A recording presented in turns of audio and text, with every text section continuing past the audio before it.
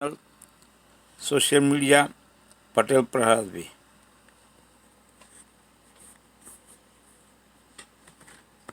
इस समय एक नए मिशन में जुट गए हैं। इस मिशन के जरिए वो एक तीर से दो निशाने लगा रहे हैं। एक तरफ राहुल गांधी देश को रफ्तार से बदल रही दुनिया के साथ दौड़ने की तरकीब बता रहे हैं, तो दूसरी तरफ वो उस युवा आबादी को अपने साथ जोड़ रहे हैं जो इस समय अपने भविष्य को लेकर चिंतित हैं। 11 साल हो गए नरेंद्र मोदी को देश पर शासन करते हुए, आप जानते हैं, लेकिन वो अब भी जुमलों से ही बात करते हैं। आप जानते हैं कि मोदी 2014 में जब पीएम की कुर्सी पर बैठे थे तो उन्होंने अच्छे दिनों का वादा देश के लोगों से किया था। अब 2025 आ गया है और मोदी अब भी यही कह रहे हैं कि वो 2047 के विकसित भारत के मिशन को लेकर चल रहे हैं। मोदी के शासन के 11 वर्षों में देश के नौजवानों को रोजगार नहीं मिला, अच्छी शिक्षा के मौके नहीं मिले, व्यापारियों को सुविधाओं की जगह जीएसटी की उलझनें मिली और आम आदमी को नोटबंदी का कहर मिला। मोदी ने अपने हर एक बड़े फैसले के पीछे देश के विकास की, आतंकवाद खत्म करने की और भ्रष्टाचार को मिटाने की बातें कही हैं। लेकिन आलम यह है कि अंतर्राष्ट्रीय पैमानों पर हम हर तरह से पिछड़ चुके हैं और जहां तक सवाल भ्रष्टाचार का है तो उसमें भी भारत सर्वाधिक भ्रष्ट देशों में से एक पाया गया है। ट्रांसपेरेंसी इंटरनेशनल की इसी हफ्ते जारी रिपोर्ट में भारत को 180 देशों में 96वें नंबर पर रखा गया है। यानी मोदी का न खाऊंगा न खाने दूंगा वाला दावा भी जुमला ही साबित हुआ। राहुल गांधी जब मोदी के भ्रष्टाचार पर सवाल उठाते हैं तो उन्हें मीडिया में निशाना बनाया जाता है और संसद में भी अडानी और अंबानी का नाम लेने पर रोक लगाई गई है। तो अब राहुल वहां A1 और A2 कहकर अपनी बात कह ही देते हैं। देश में अडानी पर सवाल उठाने वालों को देश के दुश्मन की तरह देखा जाता है, लेकिन अडानी पर सवालों से मोदी फिर भी नहीं बच पाए। देश में ही नहीं बल्कि विदेश में भी अडानी को लेकर नरेंद्र मोदी को बहुत सारी बातें कही जाती हैं, लेकिन अब अमेरिका में उनसे अडानी मामले में तो सवाल पूछ दिया गया। तो मोदी किस कदर हड़बड़ा गए ये एक बार आप फिर खुद ही देख लीजिए कि नरेंद्र मोदी से जब अडानी को लेकर सवाल पूछा गया तो नरेंद्र मोदी ने क्या कुछ कहा है, सुनिए जरा। भारत एक लोकतांत्रिक देश है और हमारे संस्कार, हमारी संस्कृति वसुधैव कुटुंबकम की है। हम पूरे विश्व को अपना एक परिवार मानते हैं। हर भारतीय को मैं अपना मानता हूं। दूसरी बात है, ऐसे व्यक्तिगत मामलों के लिए दो देश के मुखिया न मिलते हैं, न बैठते हैं, न बात करते हैं। तो देखा आपने मोदी कैसे हाथ नचा नचा कर इसे व्यक्तिगत मामला बता गए। मोदी के इस जवाब पर उनका काफी मजाक बना और देश में अब इस पर चर्चा हो रही है कि मोदी के लिए अडानी का मामला व्यक्तिगत क्यों और कैसे है। मोदी जितनी कोशिश कर लें कि वे अपनी वाहवाही करवाएं, लेकिन उनकी बातों और जवाबों से उनका मजाक ही बन रहा है। अमेरिका से पहले मोदी फ्रांस गए थे, जहां आर्टिफिशियल इंटेलिजेंस यानी AI पर दुनिया भर के नेताओं ने चर्चा की, लेकिन मोदी वहां भी लेफ्ट हैंड राइट हैंड जैसे बयान देकर आ गए। मोदी ने अमेरिका में मागा, मीगा और मेगा का नया समीकरण समझाया है। जी हां, MEGA, MIGA और MAGA, इसका एक नया समीकरण बताया है। जरा सुन लीजिए मोदी जी की जुबानी। The FBI is warning about a new scam that's made over 2 राष्ट्रपति ट्रंप के मोटो मेक अमेरिका ग्रेट अगेन यानी मागा से परिचित है। अमेरिका की भाषा में कहूं तो विकसित भारत का मतलब मेक इंडिया ग्रेट अगेन यानी मिगा। जब अमेरिका और भारत साथ मिलकर काम करते हैं यानी मागा प्लस मीगा, तब बन जाता है मेगा पार्टनरशिप फॉर प्रॉस्पेरिटी। तो मोदी की इस बात पर भी उनकी खूब खिल्ली उड़ी दोस्तों की। एक्स्ट्रा 2AB के बाद अब मेगा का फॉर्मूला नरेंद्र मोदी ने समझा दिया है। खैर, अपना मजाक बनवाना और हर बात में एक्सपर्ट होने का दिखावा करना मोदी का एक और ट्रेडमार्क बन गया है, लेकिन असली चिंता इस बात की है कि देश के प्रधानमंत्री को इस बात की फिक्र ही नहीं है कि दुनिया कहां से कहां पहुंच गई है और हमें उस दौर में लौटने के लिए क्या करना होगा। मोदी से जरूरी सवाल को भी भारत लोकतंत्र की जननी है और हम वसुधैव कुटुंबकम में यकीन यकीन रखते हैं जैसी बातों से डाइवर्ट करने की कोशिश नरेंद्र मोदी करते हैं अगर उनसे कोई भी सवाल किया जाए। लेकिन राहुल गांधी देश को सही दिशा में ले जाने के लिए मिशन में जुटे हैं। अपने संसद में राहुल गांधी का भाषण जो उन्होंने दिया था सांसद होने के नाते, वो भी आपने सुना होगा, जिसमें उन्होंने ड्रोन, रोबो और ऑप्टिक्स की बात कही थी। अब राहुल गांधी ने फिर से अपना एक वीडियो जारी किया है जिसमें उन्होंने आधुनिक तकनीकी का महत्व बताया है, समझाया है। तो एक तरफ राहुल गांधी तकनीकी क्रांति से देश को रूबरू कराने के मिशन में जुटे हैं और दूसरी तरफ कांग्रेस भी चुनावी मिशन में जुट गई है। इसकी शुरुआत कांग्रेस के बड़े नेताओं ने, और खासकर कांग्रेस में कह लें तो कांग्रेस में बड़े पैमाने पर हो गई है, और उसमें भी सबसे बड़ी बात कि बड़े पैमाने पर फेरबदल हो रही है।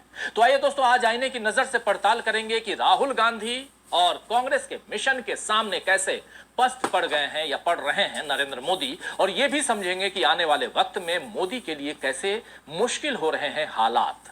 लेकिन सबसे पहले देखते हैं उस वीडियो का कुछ हिस्सा जिसमें राहुल गांधी ने भारत के युवाओं से बड़ी बात कह दी है। जरा इस वीडियो को देखिए। Unfortunately, they don't allow us to fly these in Lutyens, Delhi.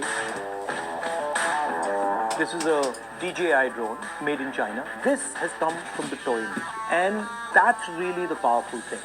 This is actually where we should be playing, and the network that produces this is where the real value is. And all AI is actually going to be operating on this net. And the sad fact, we don't make any of the components inside this. We don't understand how it's made. We certainly don't make any of the optics. We don't understand how it's made. Rahul Gandhi ने अपने video में बड़ी बात कही है कि drone ने युद्ध में क्रांति ला दी है। इसकी बैटरी, मोटर और ऑप्टिक्स ने मिलकर युद्ध के मैदान में कम्युनिकेशन का बिल्कुल नया तरीका इजाद किया है। रूस यूक्रेन युद्ध में बड़े बड़े टैंकों का इस छोटे से ड्रोन के कारण सफाया हो रहा है। ये अगला रिवॉल्यूशन है। अफसोस है कि हमारे यहाँ इस चीज पर अब तक फोकस नहीं किया गया। राहुल गांधी ने इस मामले में पीएम मोदी को निशाने पर लेते हुए बताया है कि ये सिर्फ एक तकनीक नहीं है, ये एक मजबूत इंडस्ट्रियल सिस्टम की मदद से हो रहे इनोवेशन को दिखाता है। पीएम मोदी आर्टिफिशियल इंटेलिजेंस पर टेलीप्रॉम्प्टर वाला भाषण दे देते हैं, लेकिन उन्हें इस चीज की समझ नहीं है। राहुल गांधी ने यह भी कहा है कि भारत के पास ढेर सारा टैलेंट और इंस्पिरेशन यानी प्रेरणा है, लेकिन हमें खोखले शब्दों से कहीं ज्यादा की जरूरत है। हमें एक स्पष्ट दृष्टिकोण और वास्तविक औद्योगिक कौशल की आवश्यकता है। राहुल इस वीडियो में देश के युवाओं से कहते हैं कि भारत के युवाओं के लिए आगे आने और ये सुनिश्चित करने का समय है कि भारत पीछे न छूटे। तो आपने देखा कि राहुल गांधी जब भारत जोड़ो यात्रा में चले तो उन्होंने देश के हर किस्म के तबके से मिलने और उन्हें समझने की कोशिश की। इसके बाद भी राहुल गांधी अलग अलग वर्गों के लोगों से मिल ही रहे हैं, लेकिन अब राहुल ने सीधे युवाओं को संबोधित करना शुरू कर दिया।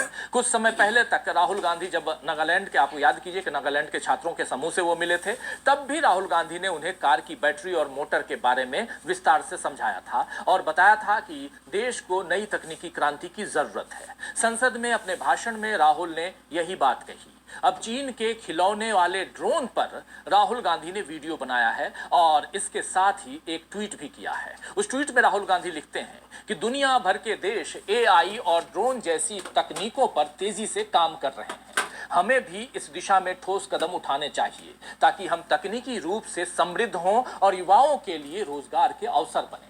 यदि आप एआई या ड्रोन के क्षेत्र में काम कर रहे हैं या आपके पास इन तकनीकों को विकसित करने के कोई सुझाव हैं, तो हमारे साथ इस लिंक पर शेयर करें। हम सुनेंगे आवाज भारत की। राहुल गांधी बिल्कुल नए अंदाज में अब युवाओं को खुद से और इसके साथ ही कांग्रेस से कनेक्ट कर रहे हैं। राहुल की ये रणनीति मोदी पर भारी पड़ सकती है, क्योंकि मोदी ने यूपीए सरकार को हटाने के लिए इसी तरह युवाओं को ही अपने पाले में किया था। उन्हें हर साल 2 करोड़ रोजगार का वादा तो था ही, साथ ही देश को बिल्कुल बदल कर रख देने का वादा भी मोदी ने किया था। Stand up India, startup India, make in India ऐसी तमाम योजनाएं लाई गई, लेकिन उनका धरातल पर असर नहीं दिखा। तो मोदी ने युवाओं को पकौड़े बेचने वाले रोजगार की राह भी दिखाई। मोदी युवाओं को गर्त में जाने की राह सुझा रहे थे और अब राहुल गांधी उन्हें आसमान छूने का रास्ता दिखा रहे हैं। राहुल गांधी की नजर केवल नई तकनीकी पर नहीं बल्कि सियासत के बदले तरीकों पर भी है। इसीलिए अब इस साल कांग्रेस संगठन में अहम बदलाव करने की शुरुआत हो चुकी है। कांग्रेस अध्यक्ष मल्लिकार्जुन खड़गे ने कुछ नई नियुक्तियां संगठन में की हैं, जिसमें टीम राहुल की छाप देखी जा रही है। कांग्रेस ने हाल ही में ओडिशा में भक्त चरण दास को अध्यक्ष बनाया और अब राज्यों के प्रभारी भी बदल दिए गए हैं। इसके साथ ही कांग्रेस महासचिवों की संख्या भी बढ़ी है। पार्टी ने छत्तीसगढ़ के पूर्व मुख्यमंत्री भूपेश बघेल और राज्यसभा सांसद सैयद नासिर हुसैन को महासचिव नियुक्त किया है। बघेल को पंजाब का प्रभारी बनाया गया है, जबकि हुसैन को जम्मू कश्मीर का प्रभार सौंपा गया है।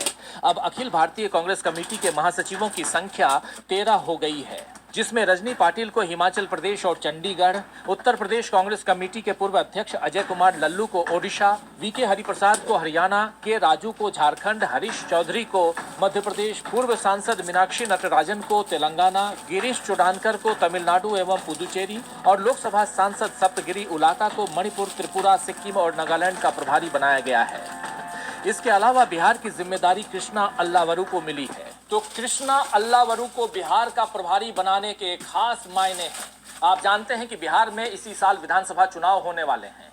होली के बाद निर्वाचन आयोग यानी चुनाव आयोग की टीम बिहार जाने वाली है और उसके बाद संभवतः सितंबर तक चुनावों का ऐलान हो जाएगा। बिहार में एक बार फिर इंडिया और एनडीए की ताकत का इम्तिहान होने वाला है और बिहार के नतीजे ही काफी हद तक इस बात को तय करेंगे कि आगे मोदी केंद्र की सत्ता में बने रहेंगे या फिर उन्हें मध्यावधि चुनावों का सामना करना पड़ेगा।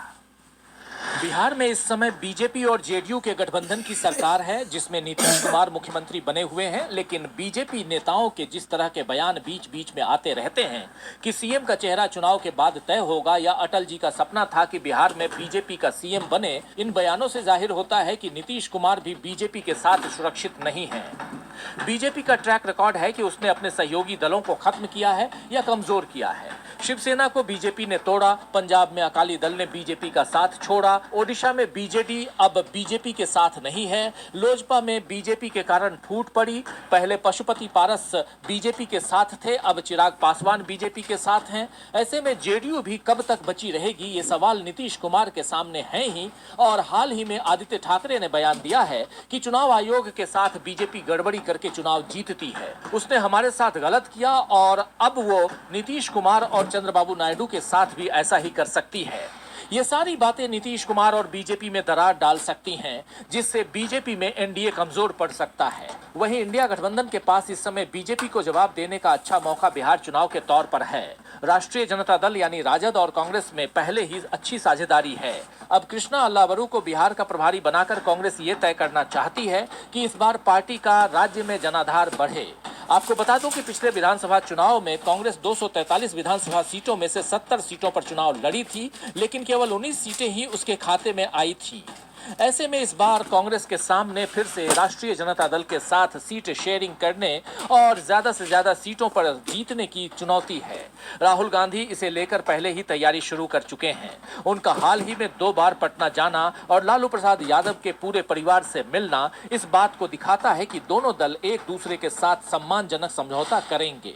तो कांग्रेस मिशन बिहार में जुट चुकी है और राहुल गांधी भी अपने नए मिशन से देश के युवाओं को जोड़ने और उन्हें नए जमाने में कामयाब होने के नुस्खे बता रहे हैं। ये दोनों ही बातें मोदी के लिए परेशानी का सबब हैं, क्योंकि बिहार में उन्हें चुनाव जीतने की तैयारी के साथ साथ नीतीश कुमार को जोड़े रखने की चुनौती से भी निपटना है, वरना उनकी केंद्र की सत्ता पर खतरा बढ़ेगा। और दूसरी तरफ युवाओं को जोड़ने के लिए भी मोदी को अब नए विचारों और योजनाओं पर काम करना होगा। देश का युवा बार बार विकास, न्यू इंडिया, 2047 का इंडिया जैसी बातों के झांसे में नहीं आएगा। उसे आज सफलता के तरीके चाहिए। आज देश सफल होगा तो अपने आप 2047 में विकसित हो ही जाएगा। लेकिन मोदी आज की बात न करके अतीत की बात करते हैं या फिर 50 साल बाद की बात करेंगे, तो लोग फिर मोदी की नहीं बल्कि राहुल गांधी की बातों को ध्यान से सुनेंगे, बल्कि सुन ही रहे हैं। खैर, महान शायर बशीर बद्र ने ठीक ही फरमाया है कि न जाने कब तेरे दिल पर नई सी दस्तक हो, न जाने कब तेरे दिल पर नई सी दस्तक हो, मकान खाली हुआ है तो कोई आएगा। तो आज के लिए बस इतना ही।